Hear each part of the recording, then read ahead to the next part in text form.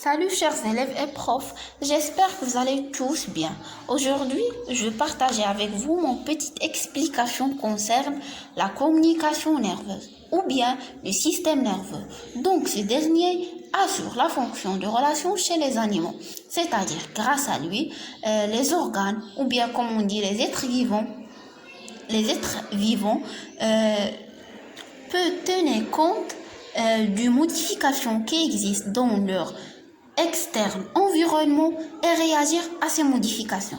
Et si on parle du système nerveux, on va parler des nerfs, du potentiel d'action de repos. Donc, comme on voit dans ces photos, ou bien c'est les nerfs dans tout le corps du humain.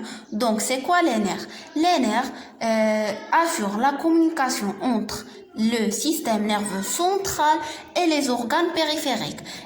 Ils ont deux propriétés. L'excitabilité, la conductibilité, qui sont deux propriétés inséparables du nerf. Chers élèves, comme vous voyez ici, une photo du fibre nerveuse et une photo du potentiel d'action. Donc, le potentiel d'action correspond à un influx nerveux ou bien une onde de négativité qui se propage à la surface de la fibre nerveuse. Et comme vous voyez ici, elle contient 4 phases. Première phase, deuxième, troisième et quatrième. Donc, ces phases ont des noms, sont la phase de latence, la première, deuxième dépolarisation, troisième repolarisation, quatrième hyperpolarisation. Comment expliquer ces phases?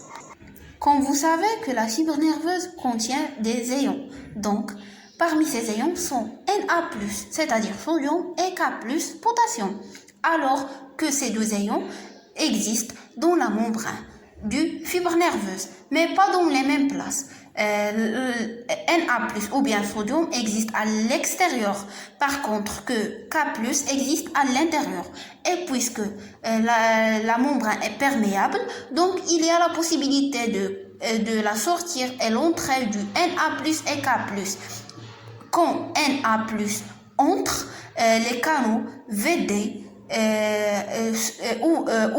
s'ouvrent, donc il y a une dépolarisation. Ou bien elle augmente la phase A et il y a une dépolarisation. Et quand K+ sort aussi à l'aide des canaux. Mais ici, on parle des canaux de potassium. Donc, cette phase appelée phase de repolarisation, qu'on peut expliquer aussi quand la membrane du fibre nerveuse retrouvait progressivement sa première valeur en potentiel d'action. Donc, la dernière phase qui reste, c'est la phase d'hyperpolarisation qui est en jaune dans cette photo.